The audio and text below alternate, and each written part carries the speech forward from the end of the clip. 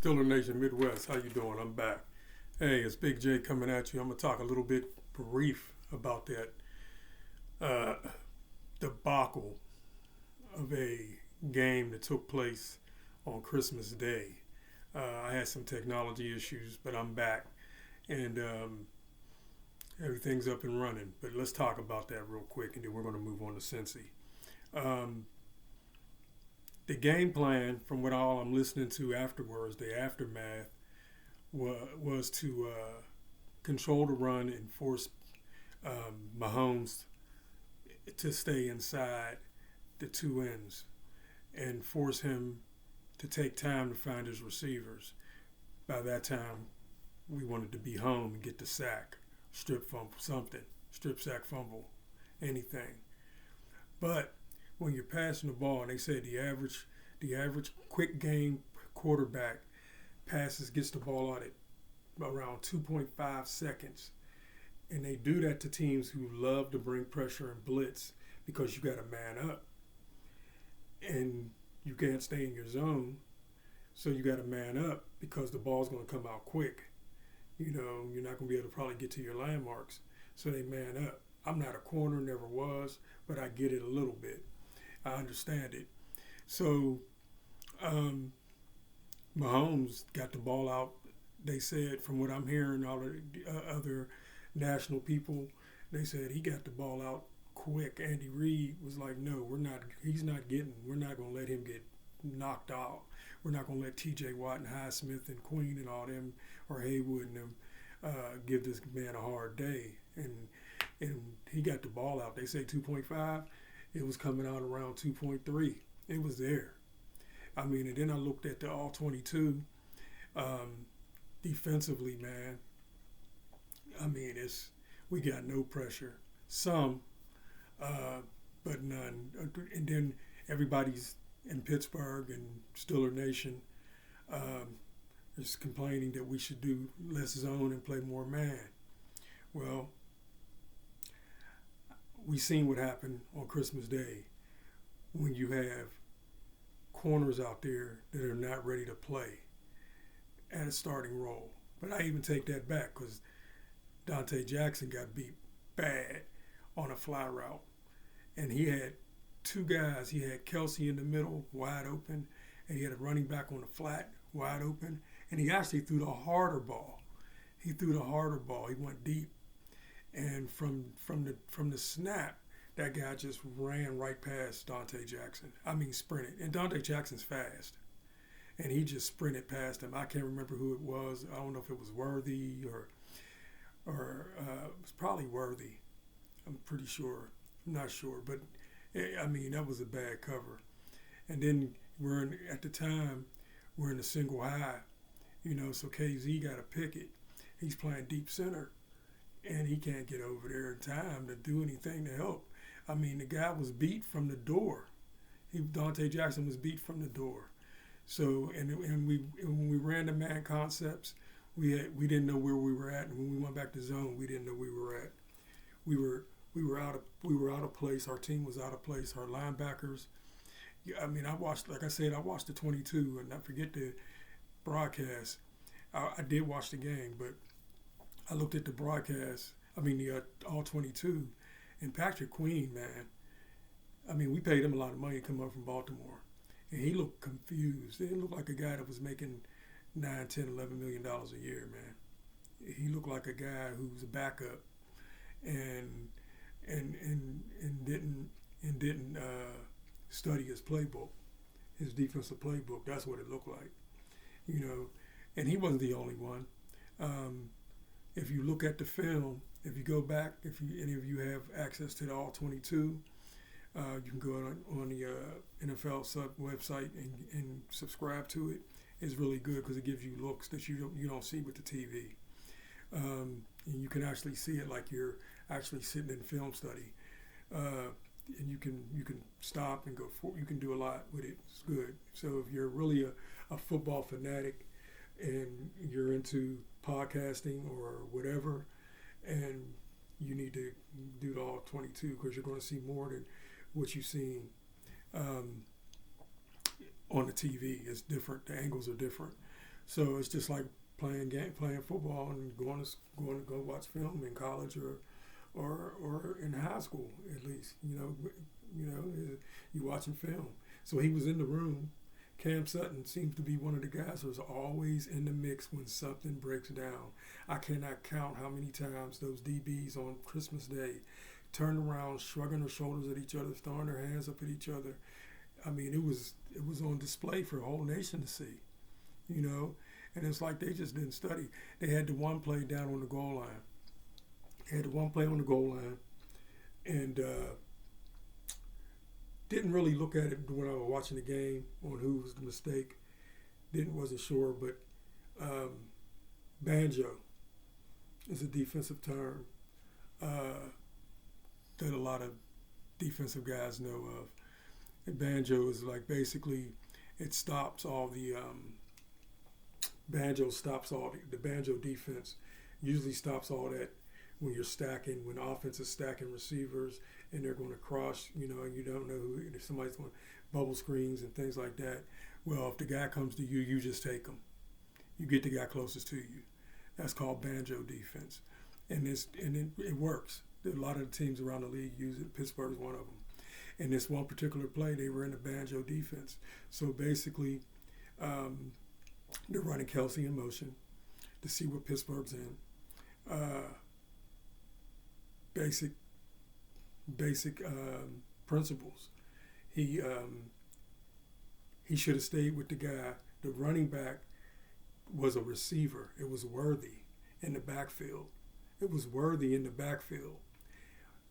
Automatically, if I'm playing up on that line of scrimmage in defensive backfield, and I'm a safety up in the box or a linebacker in the box, I'm yelling. That's Worthy. That's number songs. I mean, because we know who he is. We know his number. I don't know what Minka was thinking about, man. This dude's making $8-9 million a year, and he's been it's like his teammates are rubbing off on him. That's not good. Some of his teammates are rubbing off on him. It's like, I don't know. They're not playing the same defensively that they did during the beginning of the year. And it's just, I don't know what the problem is. They said it's some hero ball. Some guys are doing their own thing. When they get out there, they're not following the defensive calls. And they're paying for it because you're giving up touchdowns, and it was fine. It was fine up until week 8. Who came back week 8? That's all I'm saying. Figure that one out. Who came off the commissioner's suspension list week 8, and they put the rookie back on the bench, and he was doing well. You're gonna live with some mistakes with a rookie, undrafted free agent. Beanie Bishop is who I'm talking about. He was doing well. He had 2 picks. He was playing well. Cam Sutton comes back. They bench Beanie in place of him. And all the madness starts. I'm just saying. But on that play, that was Minka. And Minka didn't go with the guy. For some reason, he bit. He bit inside. Deshaun Elliott, and Patrick Queen are pointing to the guys they got coming off the line of scrimmage. They got them. They're letting their whole defensive unit know. They're pointing on the 20. If you watch the 22 or go back, I can't remember exactly. I think that was the first touchdown of the day. Worthy. I can't remember when it was, but basically they're at the goal line, and Minka for some reason goes inside. Your help's inside, man. He's the problem outside. He left him. And I mean, if you watch it, Mahomes stepped back from huddle and immediately just threw it out there. It's like he knew. We've got him. He bit. As soon as he seen Minka bite, he threw it. So I mean, so it's like, come on, man. That was your guy. We're playing banjo defense. You got to stay with him. Okay? He's a veteran. He's a leader, but he can get called out too. And I'm pretty sure it happened this week and last week with Tomlin. I'm pretty sure it did. But, hey, man, the last 3 games, defensively, we're not the same. And I'm not blaming it on Philly or Baltimore or Kansas City. Kansas City took it to us, But there were some chances during that game where we Fry moved fumbled. You know, we were going in and we could have went up 14-13. It was 13-7, Kansas City. And we're driving. And we got a good drive going. And we're driving down the field and Muth makes a big time catch, gets to the sideline. I'm thinking he's going to go out of bounds. He tries to struggle for some more yards. He already got the first down. He fumbles. They strip him. Fumbles the other way. They didn't pick it up and run, but Kansas City ball, fumble, recovered the fumble. So that takes away that drive.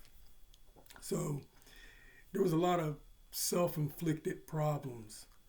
And then it seems like they just weren't into it after some of these botched plays on defense, man. They weren't into it.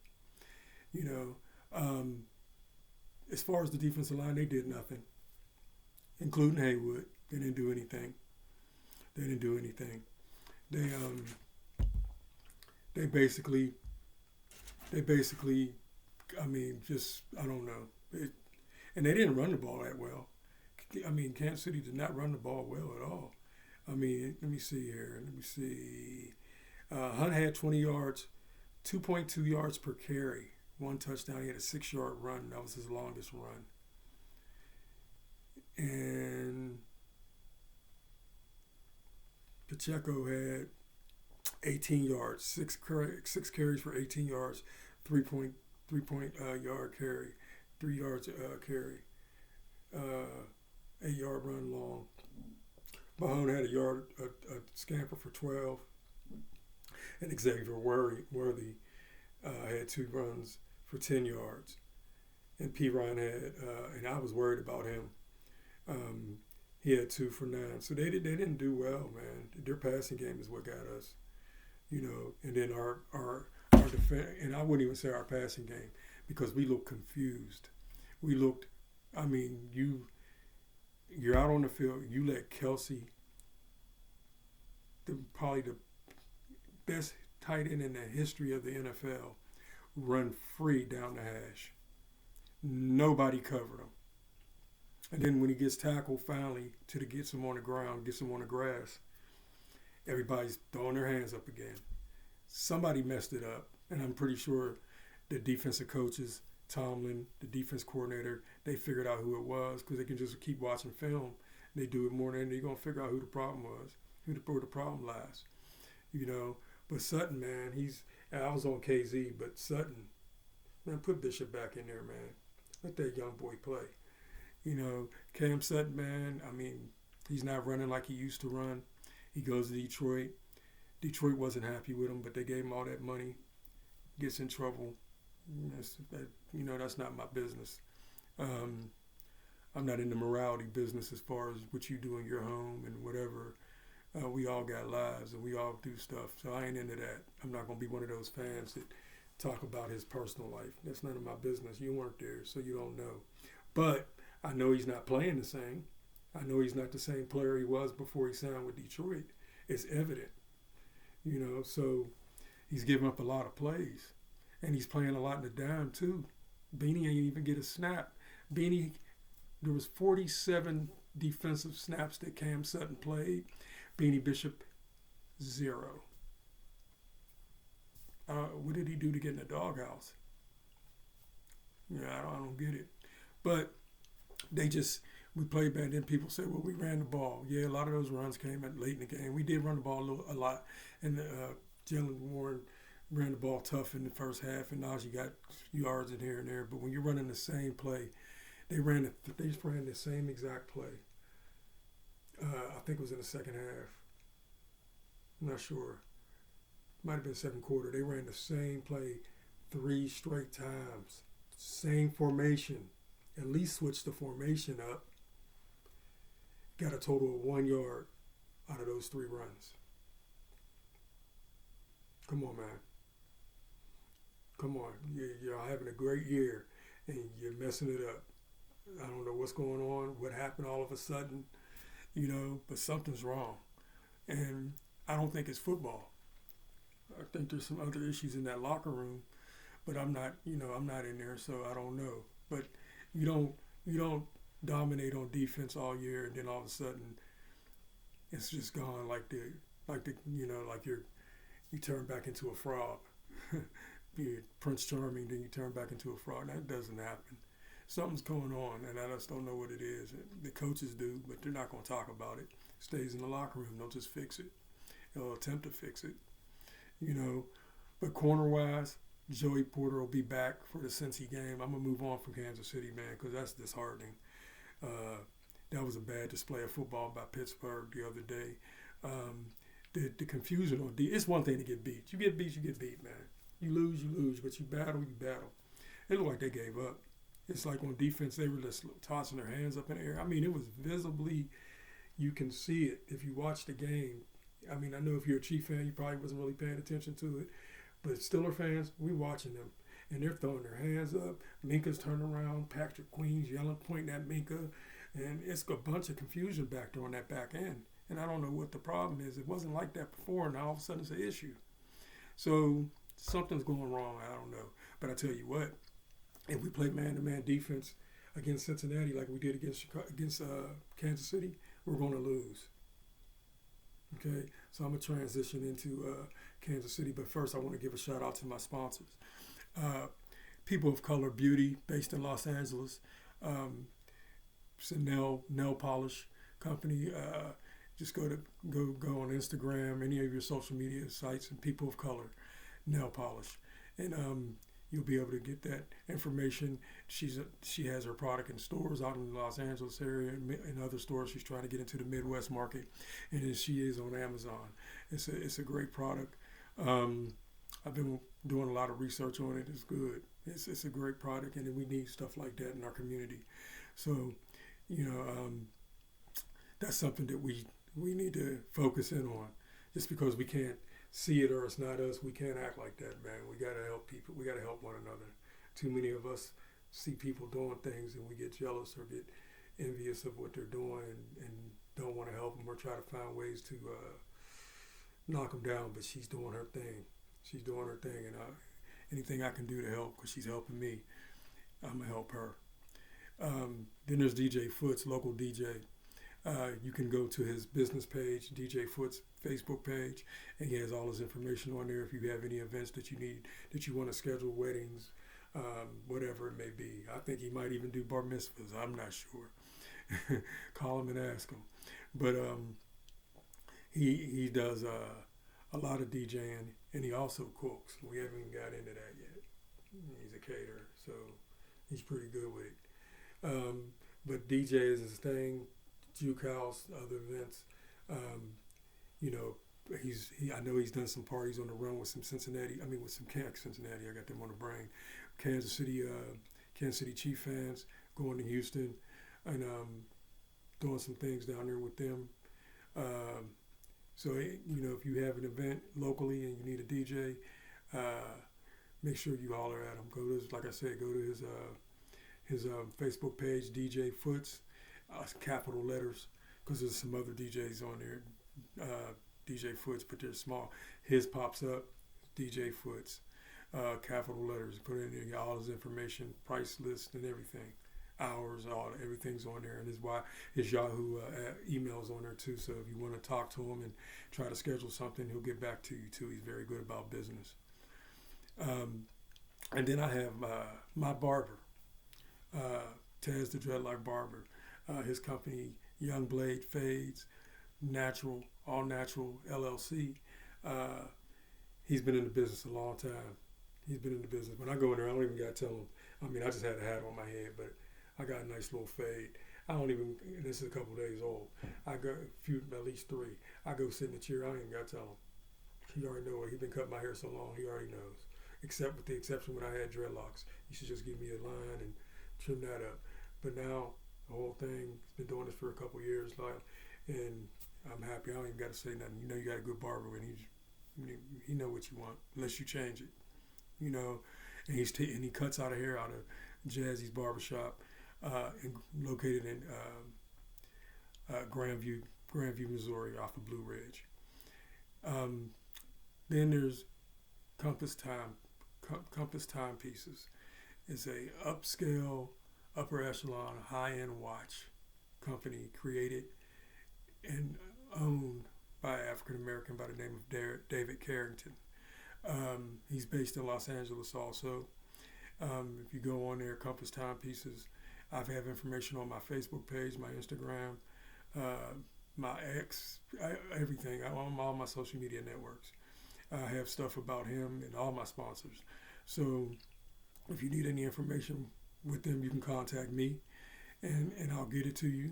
But if you go on there and do the research on his watches, we're talking about a young man who a few years ago decided to go ahead and jump in to the entrepreneur world with a high-end watch, and he's always loved watches. And matter of fact, you need to just go in there and catch some of his YouTubes, and he'll tell you the whole story, But also, we're talking high-end. We're talking pieces that are mechanisms from Switzerland. And he crafted and designed the watch, and they're mechanisms. Switzerland, people know watches. We're talking some of the best mechanisms inside of watches in the world. Switzerland, and Italy, and he chose Switzerland. So he has a good product. He's been in business for 4 years. He's been selling to a lot of high-end guys. One post I have on my Facebook page, he said, I forget the guy's name, but I know the face when I see him. He's an NBA referee. There's a boxer that purchased one off of him. So, it's not a cheap watch. It's not. But it's just about African-American community business, man. And we can do things. There's only one of 8 African-American. He's one of 8 African-American high-end, not just watch companies, high-end watch companies in the United States. So, shouts out to him. Okay, let's go back to Cincy, man. Cincinnati. Hey, it is what it is. Joe Burrows played big against Denver.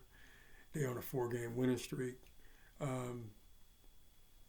They basically, they score points when they feel like scoring points, man.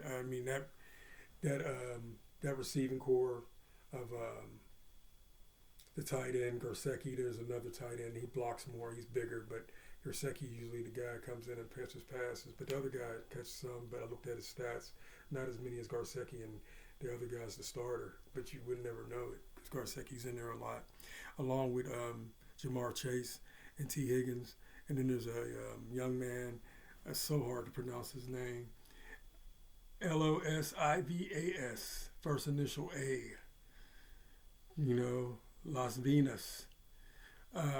He's a receiver, and he comes in and he's a good possession receiver. Burrows finds him too. I think they spread the ball like 9 times this past week against Denver, and he threw for over 400 yards. The guy has crazy stats. He has a 68.4 quarterback rating. He's thrown for 4,641 yards and 42 touchdowns this season. 8 interceptions. And we need that bottom number to go up this week, this Saturday evening coming up. Chase Brown, the running back, is pretty good. He's ran total yards for 1,600, 16 touchdowns. Then you have the Higgins, and enough said about Higgins and Jamar Chase, man. They are what they are. Big-time receivers. Both of them are averaging, I think Higgins is averaging 12 for a catch, 12.4 yards a catch, and Chase is averaging a little bit more. Jamar Chase is averaging a little bit more, like maybe a yard more. And they had big numbers against Denver. They both had 10 catches apiece, and touchdowns, man. They like Jamar Chase, 16 touchdowns. Whereas Higgins is more your possession guy, but he can score too. He can get deep. But, he gets his touchdowns. But Jamar Chase is your deep guy, and Higgins likes to hang out sidelines in the middle, crossing routes, things of that nature. But he'll go deep. So, and he's a free agent. Yeah, I think somebody said something about what they say? Yeah. we can use him. Don't be cheap in the off season, man. We need that number. I think he's a number one, actually. He's a number one. So they say he's a two in Cincinnati with Jamar Chase, but he's a one. But their offense can score points, man. They can score points. They averaged 27 points a game the last time we played them. It's creeped up a little bit, 28.9, 27.9, I'm sorry. But from 27 to 27.9. So they're still scoring points. Defense is still struggling, but it's starting to play a lot better. Okay, the defense is starting to play a lot better. So, they have Trey Hendricks. He leads the NFL with 14 sacks. We held him in check pretty much last game. If Dan Moore plays like he did on Christmas Day or against Baltimore, he's going to have a big day. So we got to do something. We need a tackle, left tackle. We do have the young man that's hurt. We drafted him in the first round for Hatu. His name played for Washington. He blocked for the kid in D.C., the quarterback in D.C. So he played with him. But basically, he's a rookie, but he got hurt. So he hasn't played this year. And then you have Mike Hinton, nickel quarterback. Hubbard, the other defensive end. Pratt and Stone, Geno Stone, the linebackers. And then you got Britt Taylor. You have him. You have Taylor. He has 3 interceptions. So their defense is starting to play better. It just took a long time for the season for it to kick in, but they're starting to stop people. And basically, they're playing better. And they need this win. They're still alive. So let's talk about that. Pittsburgh with the loss to Kansas City and Baltimore the past 2 weeks. Philly didn't really hurt us standing-wise, but we tied with Baltimore. That means we had to beat Kansas City to stay in first. Since we split with Baltimore, we still have a chance of getting back to 3. I mean, not to 4, but to 5. I'm sorry. I don't know why 3 stuck in my mind, but back to 5. But with Baltimore beating us, and they play Houston this weekend, and we play Cincinnati. So if Baltimore loses and we take care of Cincinnati, we'll jump back again. We can't go no lower than 6, but that's a far cry from 5. Because the first, and we were 3, so we went 3, 5, and possibly could be 6. 3 losses, man. So we gotta come to play. Joey Porter Jr. is back. Deshaun Elliott, I love him, man. Watt is hurt. He's playing hurt, man. He had a high ankle sprain against Kansas City. I didn't really know what was going on, but then when I watched 22, he's just bull rushing. He's not into his bag. He didn't go into his bag. And if you're bull rushing, most likely he couldn't put no pressure on that ankle. Not like he wanted to do the twist and turn and all that ripping. It was probably too much. So he went with the bull. So he didn't do much. He didn't do much. They're going to have to move him around though. And then they're saying that he broke his I think it's his thumb or a finger on one of his hands. And but he's playing through it. So I think they'll struggle with TJ if we move him around. Queen, the rookie from North Carolina State, Peyton Wilson, and the other linebacker, Landon Roberts. We need y'all to come on, man. Y'all got to play better than y'all did the other day. Y'all got to play the run. Can't be trying to run around blocks, man. Peyton Wilson been doing that a lot this year. Running around blocks. Quit running around blocks, man. You got to take the guy on sometimes. You got to take him on. You a linebacker. Take him on. Can't be running around blocks because then that takes you out of your assignment. Because now you're supposed to be here and gap gap integrity, solid gap integrity, but you running around blocks. So I mean, so they're going the other way. So I mean, we got to take care of that issue. I'm not too worried about Dante Jackson. He did give up a big play, but that's part of being a corner. I mean, even the fastest corners get beat. Once upon a time, there was a guy that played in the league named Deion Sanders. He got beat a couple times. I think it was Michael Irvin. So it happens. To the best of them, it happens. But Saturday evening, we play Cincinnati. It's a must-win for both teams. Us, because we don't want to go to 6. We want to stay at 5, and we're hoping that Baltimore loses, so we can jump back up into the mix as a division winner, and then we get to bye. But it looks like we'll probably be if things work out the way, if it stays exactly the same. Pittsburgh beats Cincinnati, Baltimore they handle their business. We'll end up probably going to Houston the wild card weekend, and then go from there. So you want to get past the first round, man. That's what you want to do. You want to get past the first round. So, you want to get that, because once you get past the first round, everybody starts to get a little tight. It's getting tight now, So in every game, it seems like it's harder to win. It is. But also the team that's playing that you're playing against, I don't care how good they are, they understand it's a single game elimination tournament, and that they won't have to play. So once those teams get to that second round, man, it's all bets off now. That first round kind of weeds out teams that probably shouldn't be, and hopefully we're not one of them.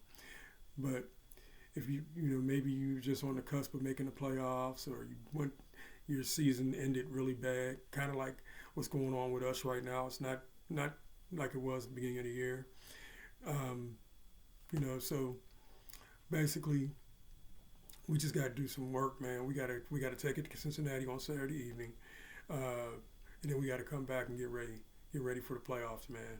Because we'll know after tomorrow. Well, not after tomorrow. I'm sorry. After Saturday, actually Sunday, because there's games on Sunday. I'm pretty sure there's games on Sunday.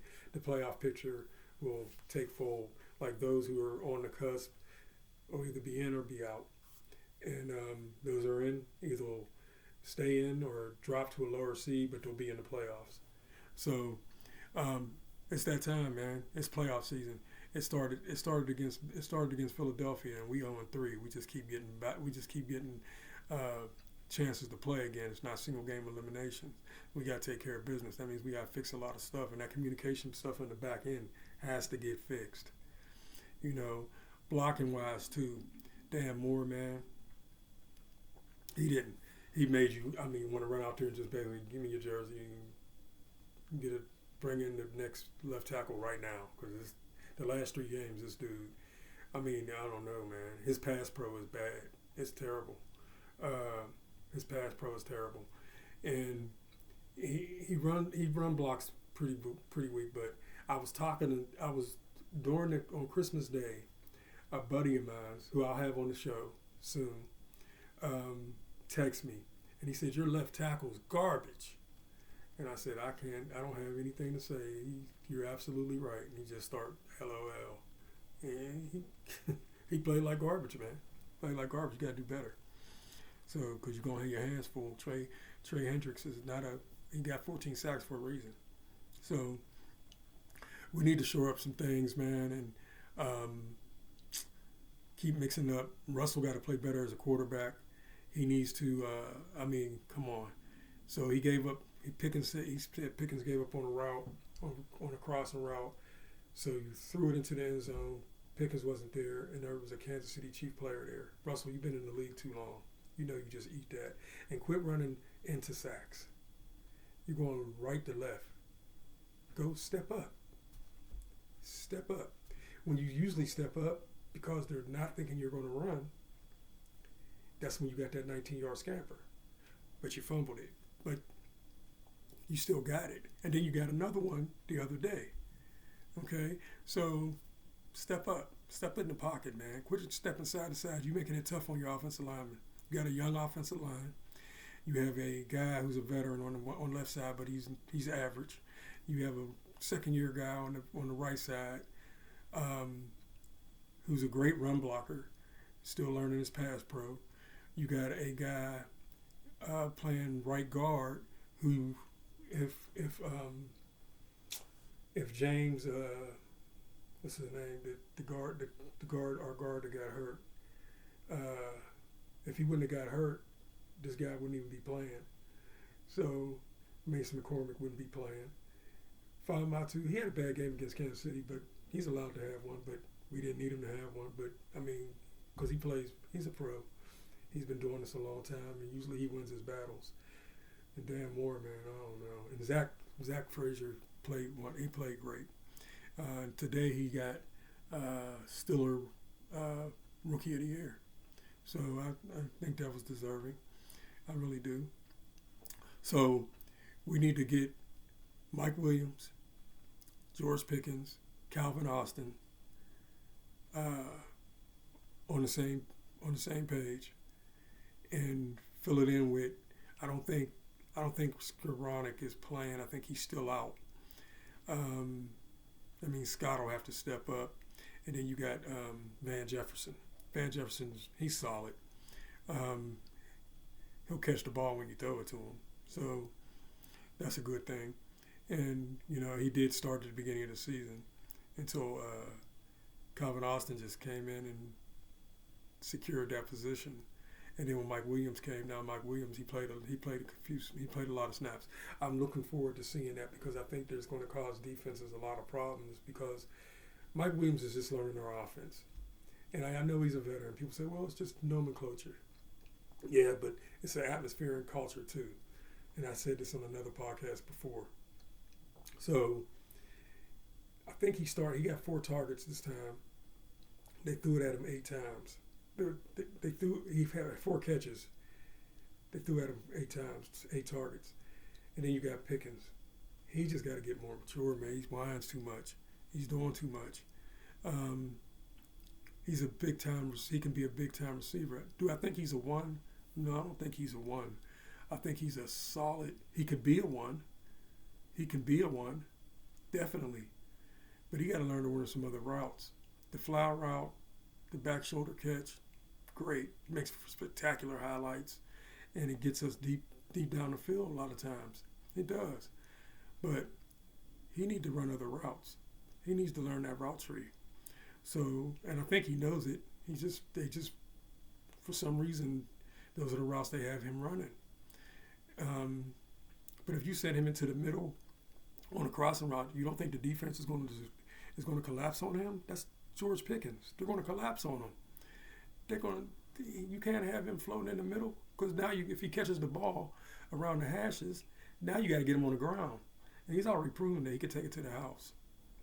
So, but he got to get more mature, man. He got to build that trust with his teammates to know that he's not going to get any stupid penalties after he makes a great play, you know, or take his helmet off because he didn't get a call his way. That's a penalty, George. Can't do that stuff on the field. You know, you can't.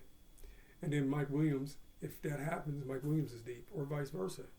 And then you got Van Jefferson, who comes off he's been coming off the bench, but he's a solid. And then you got Calvin Austin Jr., man. He gets behind the defenses. He gets behind the defense. And when he does, it's a wrap. He led us in pass yards total again this past time, but he's going to keep doing it because for some reason they don't respect him. I guess because he's small stature, but they're starting to cover him a little better now. But he's still fast. He gets the ball, it's a wrap. You know, he gets the ball. You swing if you get the ball to him in a certain situation, like where he can get some yak yards in that sideline area, anything like a crossing route, slant route, sluggos, things like that. He's going to score. They can't keep up with him. He's too fast. And he's been proving that all year. I don't know why we don't go to him more. Well, I understand. I understand why. Because, you got to cover him. So who you going to pick? George Pickens or Calvin Austin? You take your chances. So basically, our defense got to communicate better, man. I don't care if we're playing the Bengals. They're 4-0 right now. They're playing hard. They want to make the playoffs, right? They went up there and had a great game in Denver. They're feeling high, man. They feel they can beat us, man. Yeah, we beat them down there, but we gave up 38 points. We go into the 40s, and to beat them. So I mean, they score points, but we got to do something, man. We got to put some clamps down on those receivers, But do we play zone or do we play man? Because you're dealing with Higgins and Chase and Garcecki. Can we cover them? Let's make me a believer. Can we cover them?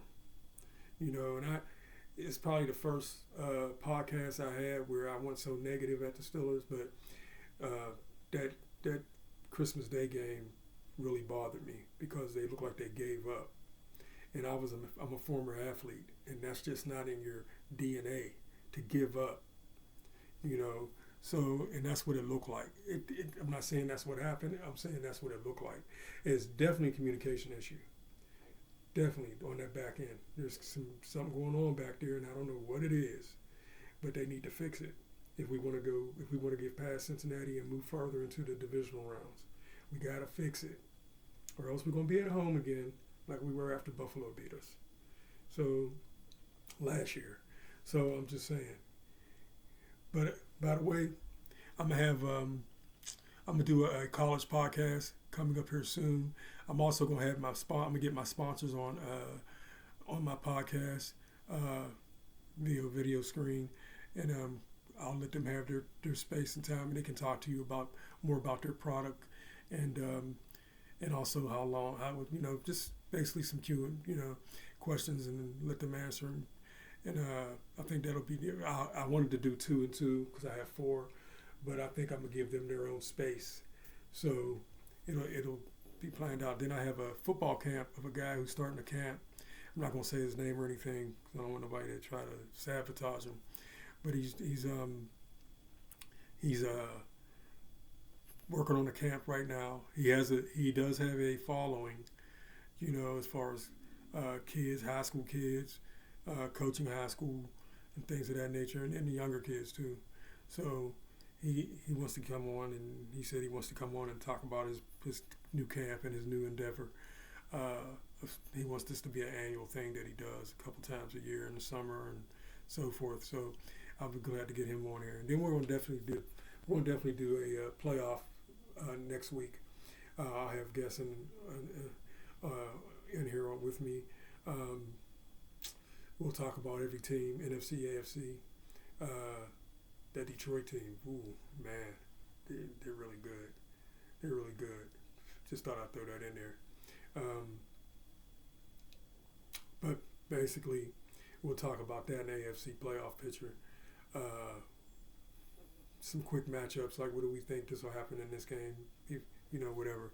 The Chiefs probably have a bye, so we can still talk about them, but it'll be whoever the 2 teams that will end up having to go to Kansas City to play. And then I'm gonna do the free agency. So I'm not going off the air once this is over with. Once the season's over with, Super Bowl and everything, I'm gonna do a Super Bowl podcast, a watch party type thing on that right before the game, maybe an hour before the game.